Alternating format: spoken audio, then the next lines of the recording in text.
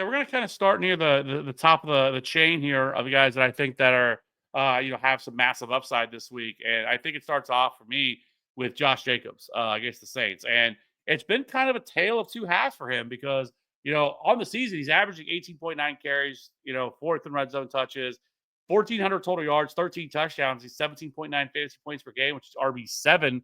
But from weeks 1 through 6, he was only averaging 12.1 fantasy points per game, and he was the RB28. But since that time, the dude has went off, averaging 22.3 fantasy points per game, which is just barely below Saquon Barkley over that span. So I mean, he's been rock solid, and he hasn't been as involved in the passing game, only 2.6 targets per game. But when targeted, he is third in yards per reception and fifth in yards per route run. He's been really good on a per touch basis, carrying the ball, 13th in explosive run rate, second in evaded tackles.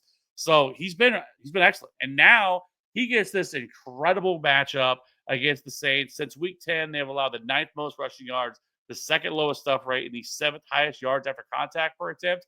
Oh yeah, the Saints are missing almost everybody. We're waiting to see if Alvin Kamara is going to play, because if he doesn't, I mean, this is worse than a preseason. I mean, this is going to be like a preseason last week of the year or last week of the preseason game, which is absolutely none of the starters play, because you're not going to have Kamara, you're not going to have Derek Henry or Derek Carr, no Chris Olave, more than likely.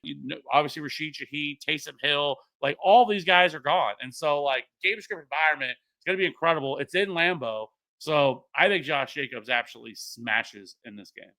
I'm sure we'll end up doing a recap of the fantasy season at the end of the season. And Josh Jacobs was someone who I was fading at the beginning of the year, and like you said, looking all right for a while. And the past couple of weeks, that has certainly not been the case. 9 touchdowns in the past 5 weeks. He's just been it's been like the definition of a workhorse running back. I'll lead off with another guy who's at the top of the food chain, like you were mentioning. This one might be a little bit obvious because obviously if you have him, you are starting him. But I'm going to go to Jahmyr Gibbs. We obviously have no David Montgomery, which is just an absolute bummer for NFL purposes in general. But I would expect that Craig Reynolds, maybe even Sion Vaki would end up being involved here. So I don't think it's going to be like a 90% touch share for Jahmyr Gibbs by any means. But what I do expect is that he is going to end up seeing the overwhelming majority of receiving work, which is going to raise his floor even more. Also getting a matchup against a Bears defense that has allowed the 4th most fantasy points per game in the position this year. Chicago is also allowing 2.34 yards before contact per attempt, which is the highest number across the league. They're also tied for 9th in explosive run rate allowed.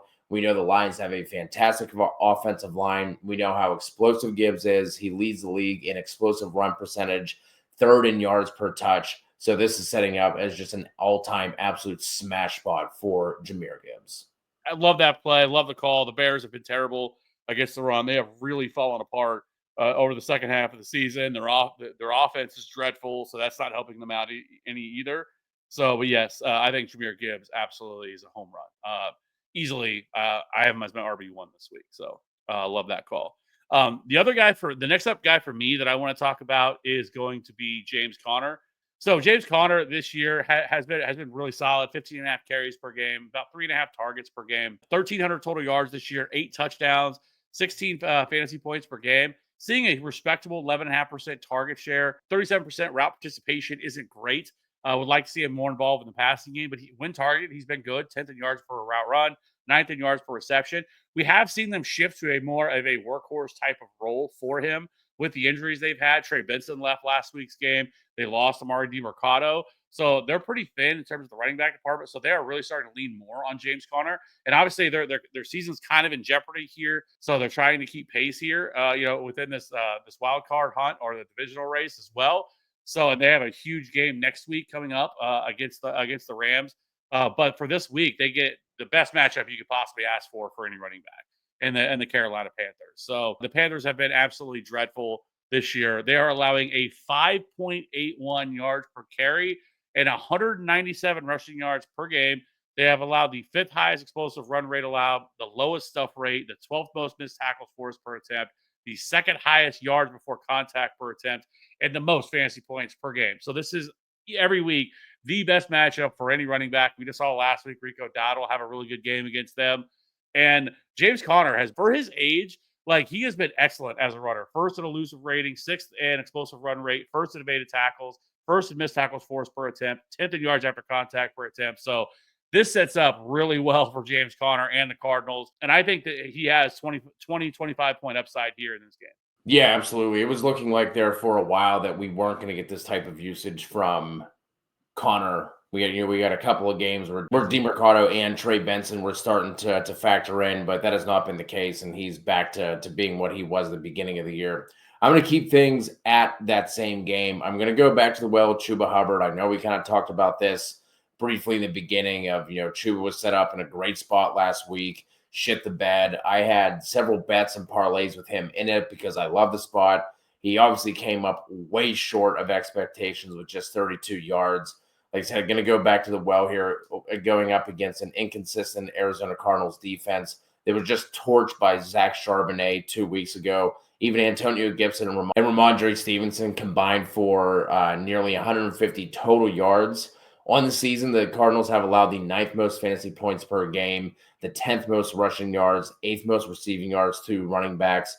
Chuba has been an absolute workhorse back as well. He's 9th in carries, 9th in targets, 6th in red zone touches, and he is 8th in expected fantasy points per game. You also have the West Coast team traveling for an early East Coast game narrative here as well. So I think this spot sets up favorably for a bounce back spot for Chuba. Yeah, I mean, you just absolutely love the workload. I mean, yes, he didn't hit last week, but overall, I still think that I agree with you. I think he's a solid play, and just like I've said, there are not many running backs that see his type of usage week in and week out, and so typically that's what we want to bet on. Use opportunity is king in fantasy football. The next guy for me is going to be Isaac Guerendo versus Miami. Since taking over in Week 14, Guerendo is averaging 15 carries, 3 targets, and just over 100 total yards and a touchdown per game, averaging 19 fantasy points per game, which is the RB7 over that short sample size. But he is seeing an absolute workhorse type role. And, we've kind of talked about this. We really, last week we weren't sure if he was going to play. Had that foot injury, ended up playing, and really was still the workhorse in that game. Now, it was a really gross game, 12-6. There wasn't any scoring, no touchdowns, all field goals. It was really gross. But I do think that while on paper, if you look at this matchup and you're going to say, oh, well, this isn't a great matchup against the Dolphins. But since week 12, over the last 4 games, they have really started to slip as a run defense, as they've allowed the highest explosive run rate. They are 19th in stuff rate, 2nd highest missed tackles forced per attempt, and the 4th highest yards after contact per attempt. So I think this is a really sneaky spot for Isaac Guerendo. Again, a running back that's going to be seeing this type of workload. He's just a locked-in top 15 running back every week. And with his workload, his involvement in the passing game, like I think he can easily be a top 10 running back this week. So I am starting Isaac Guerendo with absolute confidence in this game. Yeah, hopefully he sees that receiving usage this week as well, because that's a spot where the Dolphins have struggled on the year. 10th most receiving yards allowed to running backs. And over the past 5 weeks, they are tied with the Bengals for allowing the most receiving yards to running backs. So, because I'm probably going to be in a spot where I'm starting Guerendo. So just putting a little good karma out into the fantasy universe and hoping that it benefits me. So 100% selfishness on my part. But the next guy I'm going to talk about is going to be James Cook. He's someone who's been one of the more up and down running backs this season. He has 8 top 10 finishes in half PPR scoring and also has 5 finishes as RB24 or worse. But luckily for Cook, he has a divisional date with the Patriots, who've allowed the 7th most fantasy points per game to running backs on the year, the 6th most over the past 3 weeks. This is a defense that has consistently been beaten up by running backs all season. There have only been 3 weeks this year that they have not surrendered 10-plus half PPR points to running backs. They've allowed the 4th most rushing yards, 9th most rushing touchdowns, and they're in the bottom 11 for both yards allowed before and after contact per attempt. Cook is 11th among running backs and yards per touch. From a betting perspective, the Bills have the highest implied team total on the week. They are also 14-point favorites in this one. So this could easily be another multi-touchdown game for Cook, giving him top 5 upside on the week. I find it really funny with James Cook that one, he was another player that I was looking at using this week, but shifted to Guerendo. But with James Cook was heading into this year, the biggest concern everybody had for him was touchdowns. Everyone was like, he can't score touchdowns. He doesn't score touchdowns. He's not going to have any opportunity to score touchdowns. Ray Davis was brought in. Now Ray Davis is going to take all those opportunities. He's not going to get any. And the dude has 14 touchdowns. The bad part though is that he's lost out on his receiving upside because that's really he came in last year was he didn't score touchdowns, but he was heavily involved in the passing game, and that has went away a lot this year. And so that's actually what's hurt him. Like he could be on like this track of like an Austin Eckler type season when Eckler, would score 18, 20 touchdowns, like because he's there in terms of touchdowns. He's second most rushing touchdowns of any running back this year, but just not involved as much in the passing game. So that's frustrating with him because like if he was just getting that same volume in the passing game, then I mean we would be probably talking about a player that's a top 5 running back right now in fantasy football. But that's what's made him so frustrating is he's completely touchdown dependent. If he doesn't score a touchdown, he doesn't have a good game. So, but luckily he's had a lot of games where he scored touchdowns. So that hasn't been as big of a concern. So, anyways, let's move over to my last guy. It's going to be Bucky Irving going against the Cowboys. Bucky Irving played last week, and while there was a lot of concerns about all the injuries, he had a really productive game despite only playing 43% of the snaps. He carried the ball 15 times for 117 yards, also received 2 targets in that game for 13.3 fantasy points in a game where the Bucs routed the Chargers in the second half. But I think with another week of rest, Bucky Irving should be in line for a larger workload. Since week 10, Bucky is 4th in rushing yards, 8th in touchdowns, and has a 6.28 yard per carry, which is obviously the highest in the league. He also ranks 4th in explosive run rating, 2nd missed tackles forced per attempt, 1st in yards after contact per attempt, and is 8th in fantasy points per game. So I do really like Bucky Irving this week, and now gets a matchup against the Cowboys.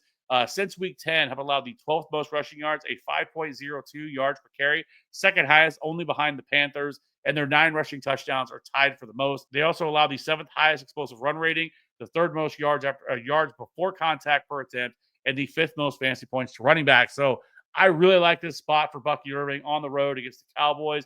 And again, another game for them that they need to win. With the Falcons now getting a win, I think the Falcons are only a game behind them. And if they were to drop one, the Falcons win out. Falcons have the tiebreaker over the Bucs. So these are must-win games for the Buccaneers right now. He has been an absolute dog this year. I'm excited to see what he does in the future, especially next year, see what they do with him, because he has earned and deserves to be this team's RB1. He is definitely better than Rachaad White. I'm not saying that Bucky Irving is going to be this massive workload guy because he doesn't need to be it. Like he is one of these super efficient running backs. He doesn't need this massive workload to get there because he has been ultra efficient this year on the ground. So yeah, I mentioned Josh Jacobs being one of my misses, but I can say that I was on the Bucky Irving train. Just didn't really understand why people were putting him down just because of I kind of just came down to size, I guess. Didn't test out great athletically, but when you watch him at Oregon, man, he was just a good football player. So I love seeing him and how well that he is doing. For my last 2, these plays are much more, team and option dependent, depending on what you're looking at for your specific matchups. But just to throw out 2 non-obvious starts, did want to talk about Jerome Ford real quick. Obviously, no Nick Chubb, broken foot. He's out for the year. On this season, the Bengals have allowed the 16th most fantasy points per game to running backs. But if you look at it over a 5-week stretch, that jumps up to the 2nd most. And if you take that down to 3 weeks, the Bengals have allowed the most fantasy points per game to running backs over that stretch. A lot of times that can be thrown off by like one massive week, or, it might be thinking to yourself, if you're listening to this and you didn't know that, well, maybe they were going up against like a murderer's row of running backs over the 3 weeks. Not the case. That was Najee, Rico Dowdle, and the Titans backfield over the past 3 weeks. Ford's ceiling is going to be lower with DTR in the mix, so there is some concern there. But I expect Ford to stay involved in the passing game should Cincy jump out to a big early lead. And for my last one, it's going to be Tyjae Spears. It feels super, super chasey with Spears, considering he really has struggled basically the entire year. But with Pollard dealing with his ankle injury, there's obviously a team that's not going to be fighting for their playoff lives or anything like that. I think we see Spears more involved than what he typically has been during the season, especially coming off the game he just had. I think that gives the coaching staff more confidence with him for this week. and gets a Colts defense that has allowed the 6th most fantasy points per game to running backs this year and the 4th most over the past 5 weeks.